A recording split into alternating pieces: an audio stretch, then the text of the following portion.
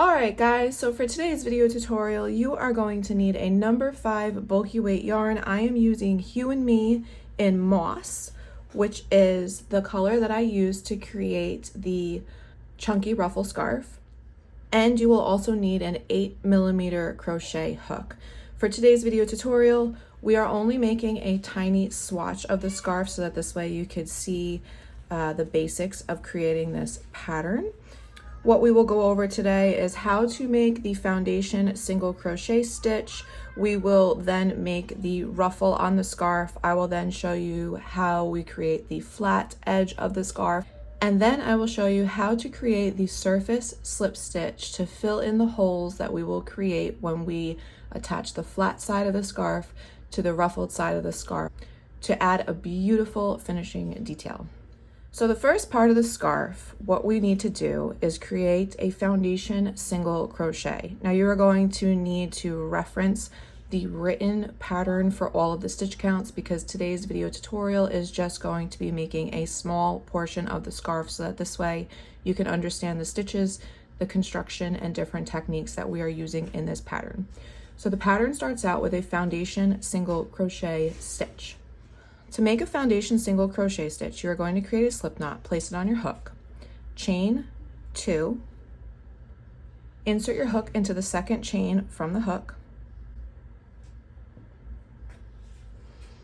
yarn over, pull up a loop so that you now have 2 loops on your hook, yarn over, draw through 1 loop, so now you also have 2 loops on your hook with one chain created on the bottom, yarn over and draw through all loops. That creates your first foundation single crochet. We will then insert our hook into the bottom of the foundation single crochet that we just created. It looks like a top stitch. Yarn over, pull up a loop, yarn over, pull up a loop, yarn over, and pull through 2. So that creates our next foundation single crochet stitch. So today's video tutorial, I have created 18 foundation single crochet stitches. If you are following along with the pattern, you are going to have to create 190 foundation single crochet stitches. So again, reference the pattern for all of the stitch counts because we are just making a small swatch today. So here I have 18 foundation single crochet stitches, and that is the instruction for row 1. In your case, it'll be 190. For row 2, what we are going to do is turn, chain 1, and we are going to single crochet across in each stitch. So again, I am only creating 18. If you are following the pattern, you are going to be creating 190 single crochet stitches for row 2. So row 1 is just a row of foundation single crochet stitches, and row 2 is just a row of single crochet stitches. Moving on to row 3 is where we are going to begin our increased stitches for our ruffle. So row 3, we will turn, chain 3. The chain 3 in this pattern does not count as a stitch. We will double crochet in our first stitch, and then we will place 2 double crochet in our next stitch for an increase. We will then repeat that all the way across, alternating 1 double crochet and then 2 double crochet in the next stitch. Repeat that all the way to the end until 1 stitch remains, and then you will place 2 double crochet in the final stitch. Coming to the end of the row, I'm going to place my final 2 double crochet in my last stitch for an increase. And as you can see, this has now created this nice half circle. This is the beginning of our ruffle. So when this straightens out, it's going to curve. Again, you have to reference the written pattern for all of these instructions and the final stitch counts. If you are creating the scarf, row 3 is going to end with 285 stitches. For row 4, we are going to turn, chain 3. Again, the chain 3 does not count as a stitch in this pattern. Double crochet in the first stitch, and then place 2 double crochet in the next stitch. So just as we did in the row before, we are going to be alternating a double crochet and then a 2 double crochet increase in the next stitch until we reach the end. However, on row 4, this varies just a little bit because the repeat will work out so that we will end with a double crochet in the final stitch instead of a 2 double crochet increase. Coming to the end of row 4, I'm going to place my last double crochet in my last stitch. And as you can see, it is really starting to create almost a full circle at this point. If you are following along in the pattern, at the end of row 4, you'll have 427 stitches. Moving on to row 5 and 6, we are now done with all of our increased stitches. So if I take this and I straighten this out, you could see we now have the ruffle. I did not choose to keep going with increases because I wanted to kind of pull the ruffle in so that this way you could see it really nicely on the pattern. So moving on to row 5 and 6, we have no more increases. So to do row 5 and 6, what we need to do is turn and chain 3. Again, the chain 3 does not count as a double crochet. And then we are going to double crochet in each stitch across. And that is for both of rows 5 and 6.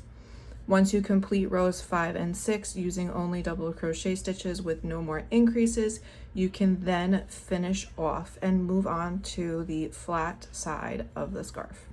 So I am coming to my last stitch. I'm going to place my double crochet and I'm going to finish off here on row 5. I'm not creating row 6 because I don't really need to for the tutorial. But as you could see, by having that row without any increases, it really starts to kind of pull the ruffle in more. It's so pretty, isn't it? Okay, so let's move on now to the flat side of the ruffle. Now what we are going to be doing is working on the bottom of the foundation single crochet. So pick up your scarf and you are going to flip it around and find the bottom of your foundation single crochet stitch. If you look, you can see the bottom of the foundation single crochet stitch looks just like the top of a regular single crochet. So that makes it really easy to find these stitches. So I'm going to find the bottom of my first one and I'm going to insert my hook. I am then going to grab my yarn, place it over my hook, and pull it through. I'll then yarn over and pull up a loop, and I'm going to pull this nice and tight to secure it. And then I'm going to follow the row 1 instructions. So row 1 says to chain 1 and single crochet across in the bottom of the foundation single crochet stitches. So where I attached in the bottom, I am going to also place a single crochet because the chain 1 does not count as a stitch. And I am going to single crochet across. Now in my case, I am only creating 18 single crochets. If you are creating the scarf, you are going to be doing 190 single crochet stitches. Okay, so I have created my single crochet in each of my bottom foundation single crochet stitches. Now, the next couple of rows, rows 2 through 11, are really simple, but if you are not comfortable with decreases, you may want to get some stitch markers to put at either side so that this way you are working in your last stitch and not your chain 1. So for row 2, what we're going to do is we are going to turn, chain 1, and we are going to single crochet 2 together in the first 2 stitches. So to do that, what we will do is insert our hook into the first stitch, yarn over, pull up a loop, insert our hook into the second stitch, yarn over, pull up a loop, and then we will yarn over and pull through all 3 loops to create a decrease. We are then going to single crochet across in each stitch until 2 stitches remain, where we will then place another single crochet 2 together. Now the reason for this is so that we kind of create this illusion of the scarf being made in one piece when it is in fact not, and I will show you why we are doing that. So here I am, I'm coming to the end. Here are my last 2 stitches. This, where I attached my yarn, is why I was saying it might be nice for you to have a stitch marker, so that this way you don't think that your last stitch and your chain are your last 2 stitches, so that this way you know that this is your last stitch and this is your last stitch, and this is in fact not part of your stitch. So place a single crochet 2 together in the last 2 stitches. So again, insert your hook, yarn over, pull up a loop, insert your hook, yarn over, pull up a loop, yarn over, and pull through all 3. Now the reason we are creating all of these decreased stitches at the very ends of rows 2 through 11 is because the scarf with these increases creates kind of a tapered edge. Now even when it's flat, right, once we have all of these single crochets and the scarf pulls itself flat so that the ruffles show up, you're still going to have this tapered edge.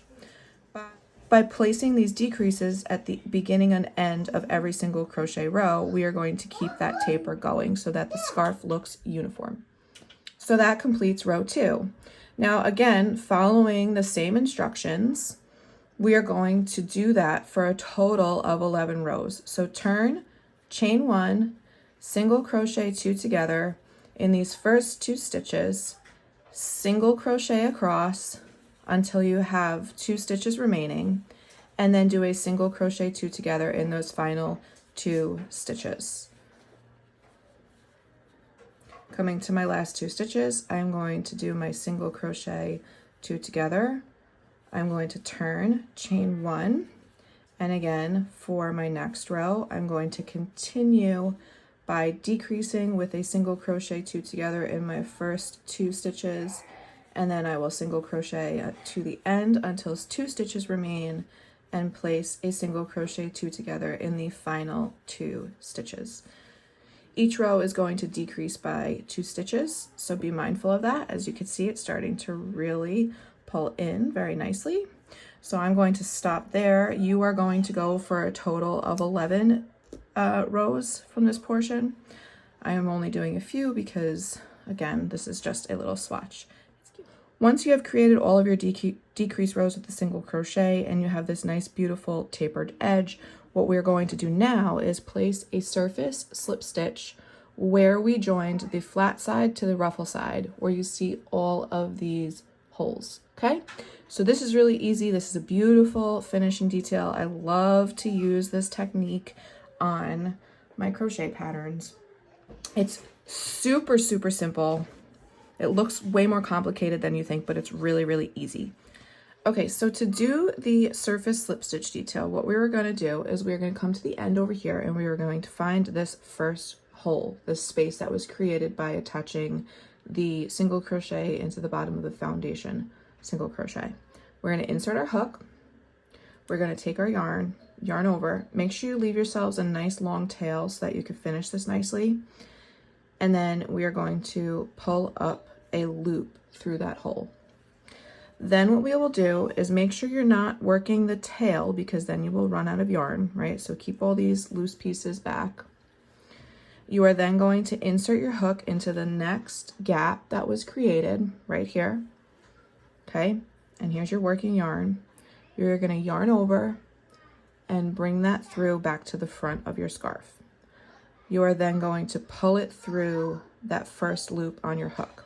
Okay, come in and find the next hole, insert your hook, grab your working yarn from the back, yarn over, pull up that loop so you have 2, and then pull that loop, that first loop or second loop, however you want to look at it, the loop closest to the end of your hook. You're going to pull that loop through the next loop on your hook.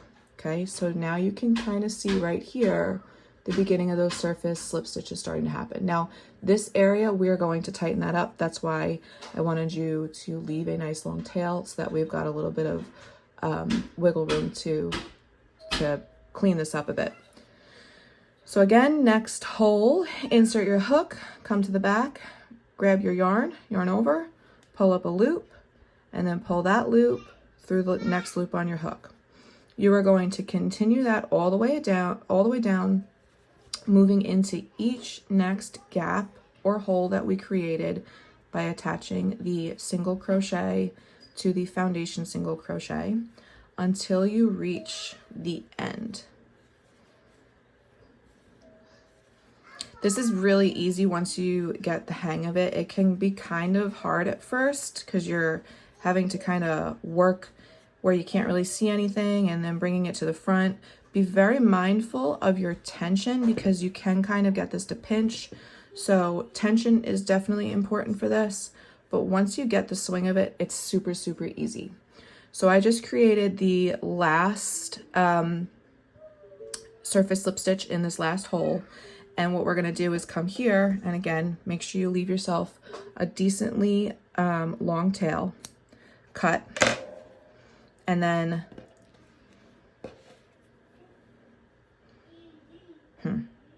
how do I like to do this? Wait a minute. Yeah, okay. So you could do this one of two ways. You can either pull this all the way through and finish it off, or if you want, you can yarn over at the end here, right? So you're not really working behind anymore. Yarn over and come through like this, and that's going to kind of wrap it around here. So you could do it that way, or if you want, you could pull this one through and then create another loop using your darning needle. Either way is fine. Okay, and then coming over here, let me show you. What we are going to do is we're going to get ourselves a darning needle.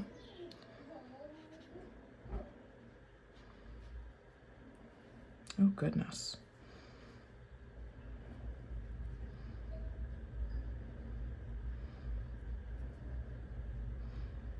This darning needle is a little bit too small for my yarn. A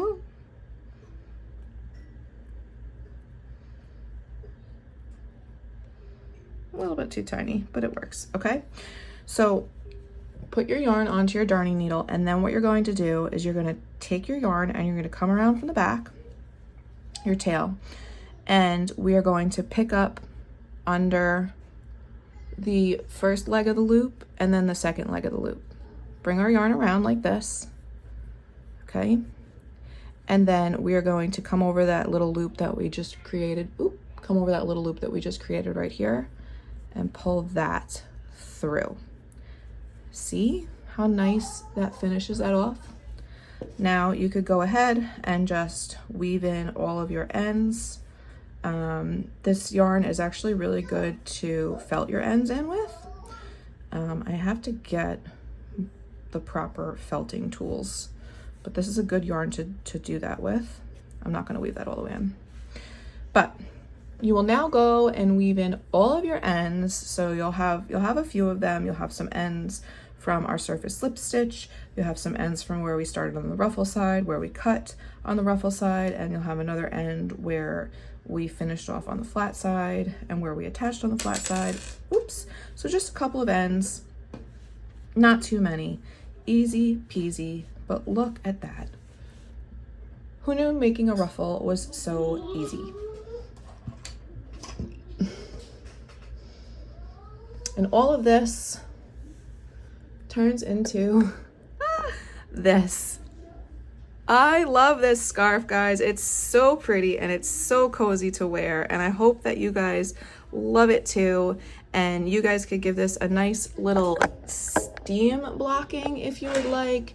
You can just throw it in the dryer and let all those stitches loosen up. However you want to do that is fine. Mine, just from wearing it out in the snow, softened up a lot. That little bit of moisture from the snow melting on it. Perfect. I really hope that you guys enjoyed today's video tutorial. Make sure that you sign up for the Life in Yarn newsletter so you never miss any of my free patterns and video tutorials. Make sure that you subscribe so that this way you get all of the notifications whenever I do put out new video content. And thank you all so much for being here. I appreciate it.